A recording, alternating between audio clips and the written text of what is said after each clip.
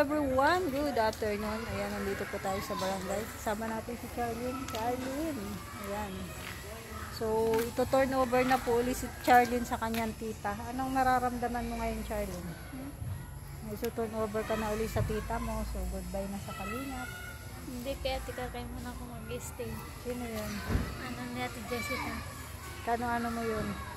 Yung asawa natin Jessa, anak ni Tita Nieves.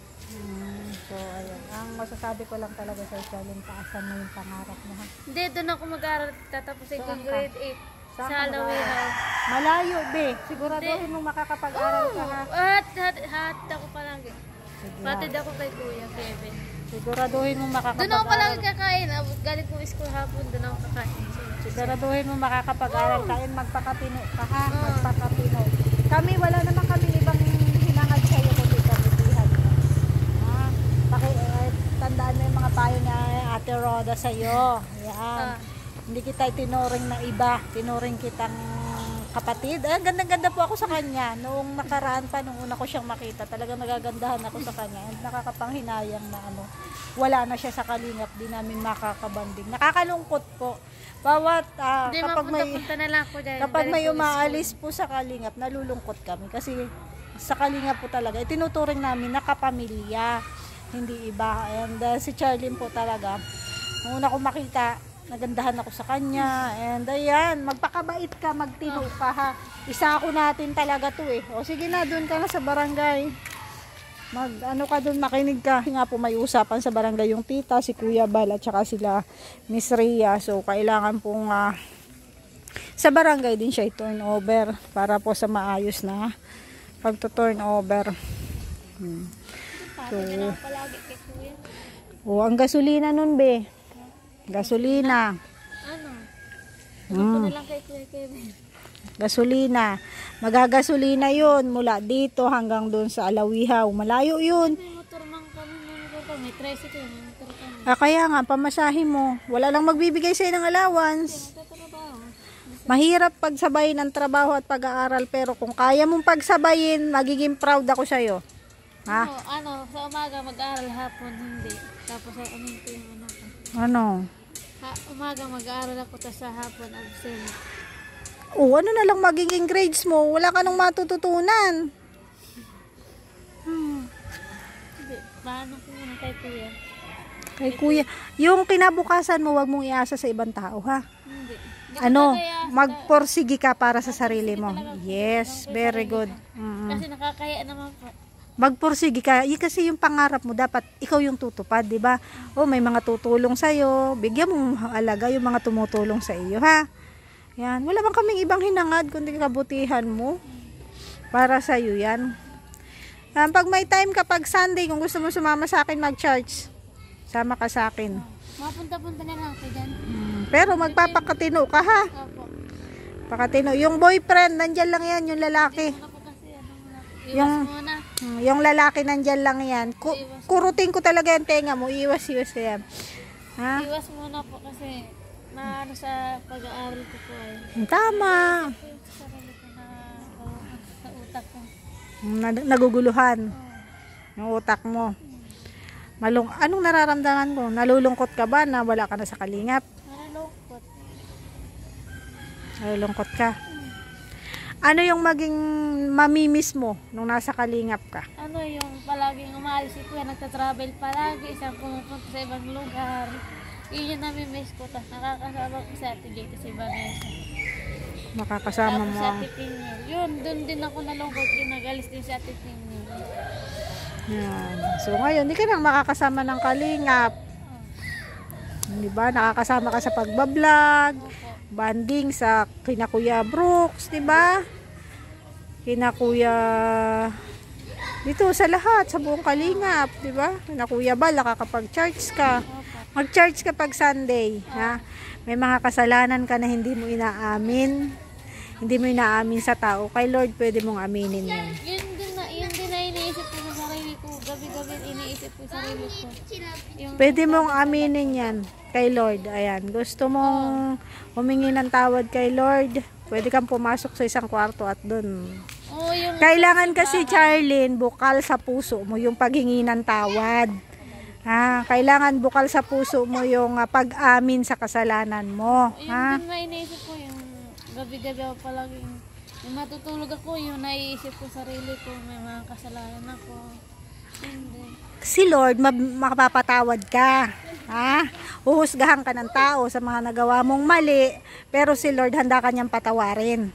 Handa ka niyang patawarin. Lagi mo lang isipin na magbabago ako. Humingi ka ng tawad kay Lord, tapos humingi ka ng guidance kay Lord. Lord, tulungan mo akong magbago. O, doon ka na. Anong gusto daw ni Charlene? Anong gusto ni Charlene? Maging tambay? Grabe naman. Sabi ko sa'yo, pag makikita ka naming mag-aaral, magiging proud kami sa'yo. Hindi ma, wala man ako sinasabi. Kasarik man. Sabi ko mga kaklase ko tambay na. Iwas ka muna sa barkada. Huwag ka muna magbarkada. Huwag ka muna magbarkada. Yung mga barkada, nandyan lang yan. Tignan mo yung mga ganyan, o yung mga lalaki, yung gusto mong kausap lagi. Pag nakikita ka namin ni Red, may mga kausap kang lalaki dun sa tapat dun, nung doon sa bahay nila Rex, yung tapat ng tubigan. Ay, yung dalawa doon, yung nagde-deliver ng tubig. O yun lagi mga kausap mo. Kausap ko. Wala man ako, palagi man akong boring. O, tingnan mo, boring daw Eh kung nag-aral ka, Nag-aaral. maraming kang makakausap sa school. Kaya naboboring ka, ayaw mo mag-aral. Gusto mo lagi may kausap na mga tambay. Baguhin mo yung yung mindset mo, tapos yung pakikisamahan mong tao, sumama ka dun sa mga taong nag-aaral para magpursige kang mag-aral. O, yung mga good influence. Huwag kang sasali sa mga bad Sila influence. kasi tapos na silang mag-aral, nagtatrabaho na yan. Ikaw, Tambay nga, walang trabaho. tambay yung mga yan? Wag Ba yung mga kaklase ko yung dalawa na yun. wag kang sumama sa mga tambay. Kasi magiging tambay ka din talaga. Wala naman ho tayong against sa mga tambay, no? Pero, siyempre, ito bata pa to 14 years old pa lang to Kailangan maganda ang kinamumulatan nitong mga Magsimba kapag Sunday, mag-church ka. Oh, yun.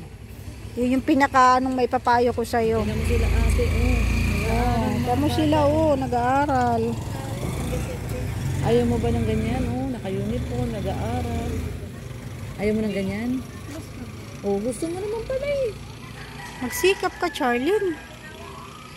Para hindi naman yung maging proud ka sa sarili mo. Ikaw din talaga yung magmamalaki sa sarili mo pag nagawa mo yun. Sasabihin mo, ay, nakaya ko.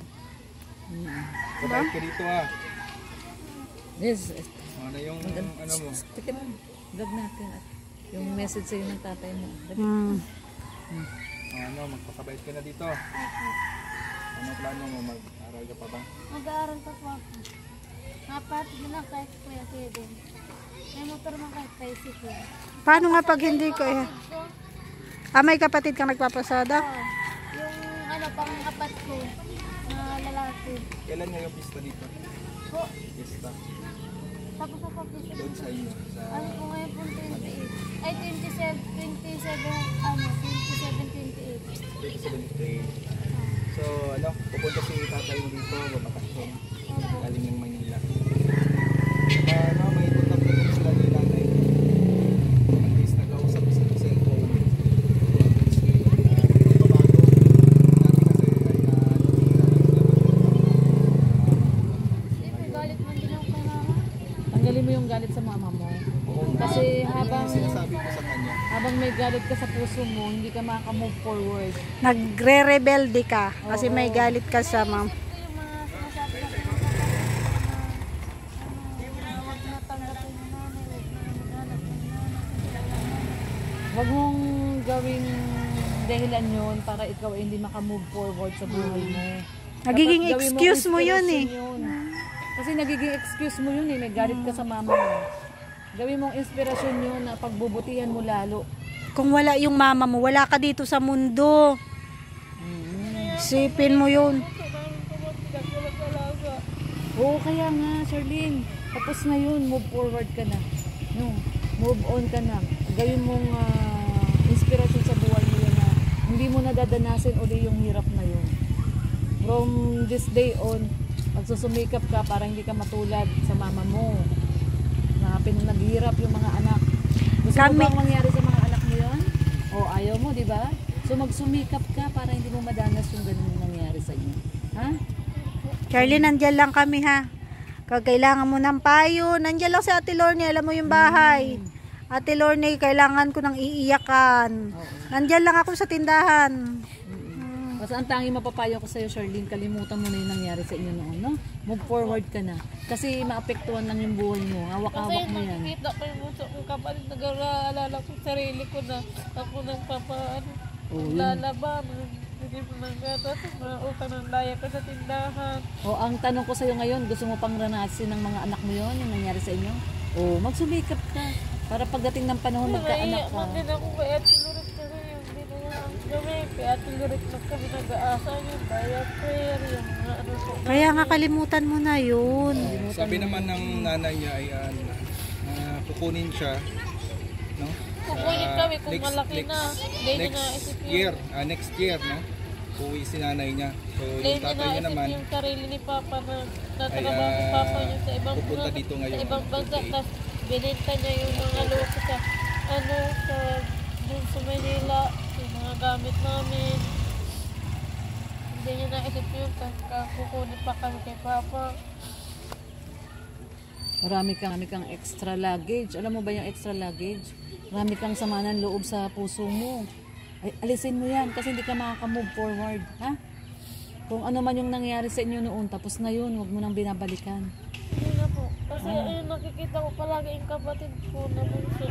Dar naiisip ko yun. Palagi na ano ko sa sarili ko. Kasi bata ka pa, no? Pero pilitin mo na makamove on ka. Ha?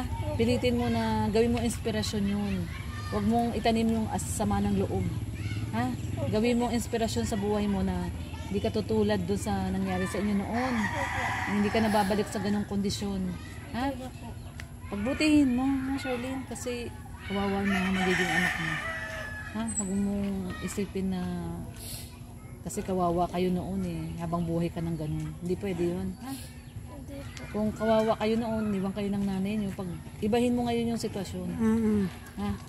Baga, putulin mo na yun. May Putulin mo na yung contact ano na yun. sila ni nanay niya. Mas maganda kasi may contact sila palagi para mag-reconcile sila. Oo, para kung ano man yung naging sitwasyon nyo noon, makabawi sa yung mama mo. Kasi mahirap kasi pag walang communication. Gusto ko lang At saka bigyan mo ng chance yung mama mo. Oo, bigyan mo ng Gusto ko lang makasama yung kapatid ko tapos si mama. Tapos kami tatlo makakapatid. O yun. Yun. Malay mo dumating yung pagkakataon, no? Okay Bigyan mo man ng lang po sa chance akin yung mama kung mo. sasama niya po yung anak niya. Diba? Okay man lang po sa amin. O yun lang. Nahayaan sa amin yung anak niya. Yun, sige. Malay mo naman no, magbago yung sitwasyon mo, no, ng mama mo. Kasi mukhang mahal na mahal ka naman ng mama mo, di ba? Pag nakakausap mo, mahal na mahal ka ng mama mo. At least ngayon may communication. Oo, may communication na sila. Ayan, si Charlene. Napaiyak natin si Charlene. Basta Charlene, isipin mo lagi yung magandang future, no, na kaya mong abutin. Ha? Kasi walang imposible. Basta magsikap ka lang. Oo, basta nagsisikap, walang Oo, magsikap imposible. ka lang, walang imposible. Basta yung faith mo na kay Lord at magsumikap ka para sa magandang future mo at magiging mga anak mo. No? Ayan. Basta nandito lang ang Team Kalinga. Mapunta na lang palagi doon sa Esther. Oo. Saan ka doon? Welcome ka pa rin naman doon. Wala namang problema. Sa pagbutihin mo lang, ha, Charlene? Saka huwag matigas ang ulo mo, ha? Pag may nagpapayo sa yung matatanda, ano yun mo, sundin mo. Kasi para sa iyo yun, ha? Ayan, si Charlene. May pakiusap sa'yo yung tiyahin mo Ano? na kung pwede daw sa araw ka maglakwat siya, huwag daw sa gabi. Naglalakwat siya ka pala Gabi ka paggabi. raw nawawala eh. Sa gabi ka pala nawawala? Oo. Ay, lumilipad ka? Baka nahati yung katawan niya paggabi. Ang sabi ng tiyahin niya, sa gabi daw nawawala. Sa gabi daw ay. Kasi sa gabi, walang nakakakita. Delikado pag sa gabi ka naglalakwat siya. Kababae mo pa namang tao. O mamaya magpasyal ka dun sa ano ni Brooks, Sa dugungan. yung bunga ng ano. Anahaw. Huwag ka dun mangain. Orange. Nahati pala yung katawan nito sa gabi. Oo. Mga anong oras? Mga alas 12? Gano'n na daw pag gabi. Walang mga alas 12 ng gabi. Sabi ng tiya niya. Hindi man. Po yung ano, barangay ng San Vicente. And syempre dito nag-usap sila Kuya Bal bago nung kunin si si Charlene. So andyan po sa loob si Miss Ria. Siya po ang representative ni Kuya Bal kasi po si Kuya Bal ay busy. Yan po yung tiya po ni Charlene andyan at saka si Miss Ria. Si Rudy. Namin, kung mapahama ka, nasa puder ka namin ay. Si tiya na yung bahala sa'yo. May boyfriend kasi ito ay ayaw lang nahuli ko eh. Ayaw kumbaga, bata pa siya. Yung Hindi anak ba ko po? nag-boyfriend, graduate na ng high school. Classmate mo yan, no? May bakit ayaw ang hinahanap?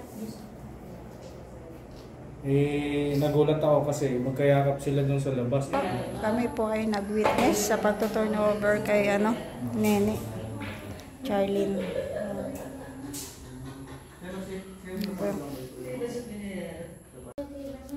Makakahapit ko kayo kung mag-lisensya ang motor, baka siya pati lisensya. Nadako na nga niyan dyan, na-impound na. Plano kang mag-aaral ngayon. Na-impound yung motor dyan. Ay pinagtubos nila kasi makagalitan siya ni Papa niya. Na-impound yung motor dyan sa San Vicente. Ngayon, magpaplano kang mag-aaral. Paano nagdadaan sa isipin mo mabuti ang buhay? Ayan, ano pong pangalan nyo? Kagawad. Ay, ako po ay tanod dito. Tanod. Gloria Salpo. Salamat po sa pag-entertain sa amin. Thank you Po. Thank you po. Babala ako para makapagod. Ay, Stanley tayo. Tinapos mo na yung 1 year doon. Saka ka naglalakad dito. Maaano naman ito si Pabrika pa ulit. Ay, maiwan na ka na namin dito, ha? Siya, papa mo. Uwi na kami. Ay, yung mga gamit pala niya. Ihatid natin doon. Ay, ihatid doon.